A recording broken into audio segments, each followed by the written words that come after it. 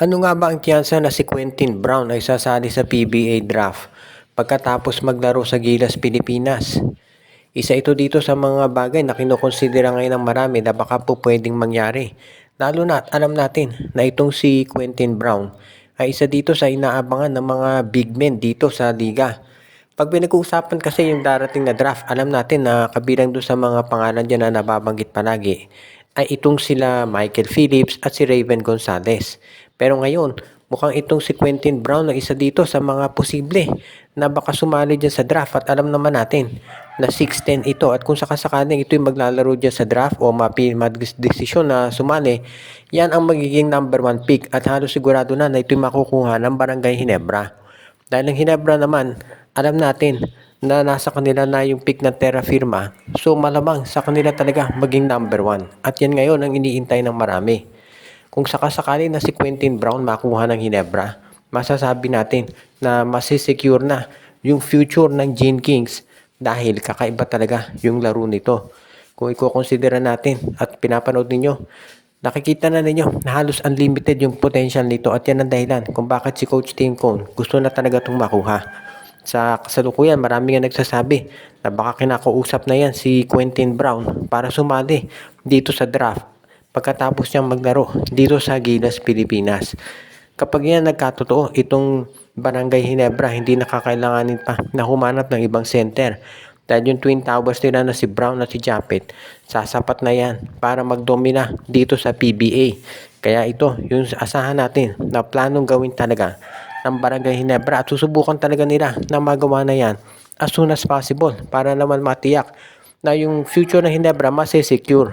Ikaw naman, itong si Coach Tim Cone, ba syempre yan ang gugustuhin mo talaga.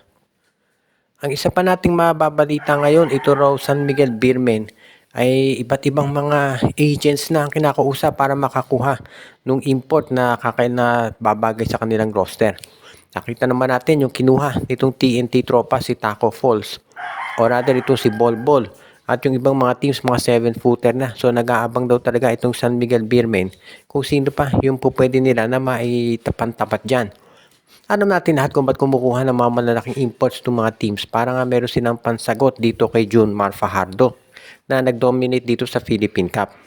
Ngayon, kung makakuha ang San Miguel ng isa pang import na 7-footer din, magkakaroon sila ng advantage syempre. So, ma-neutralize nila yung mga big men na nakuha ng mga ibang teams. Kaya nga tiyak na magiging isa to dito sa aabangan natin kung ito'y mangyayari talaga. Kung sakasakali nga na makuha yan ng San Miguel, masasabi natin na isa to dito sa magiging very most pinaka-interesting na darating na conferences. Nandiyan pa yung guest team na Macau na 7-6 yung kinuhang player. Kaya natitiyak natin na hindi magkakaroon ng shortage ng tinatawag na entertainment para sa mga fans. Sa panig na San Miguel, kinakailangan talaga syempre na as much as possible magawan mo ng paraan dito para as early as possible makuha mo na yung import mo.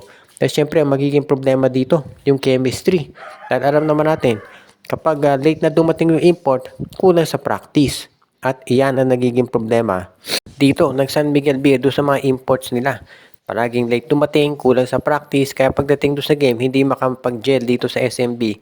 At nakailang conferences na nga, nakaka-3, 4, 5 import sila at malaging nagkakaproblema. Kaya nga ito na ang tignan natin kung mababago na yan ni Coach Leo Austria sa pagkuha niya ng mga panibagong import na malaki at mag-fit dito sa San Miguel Beer.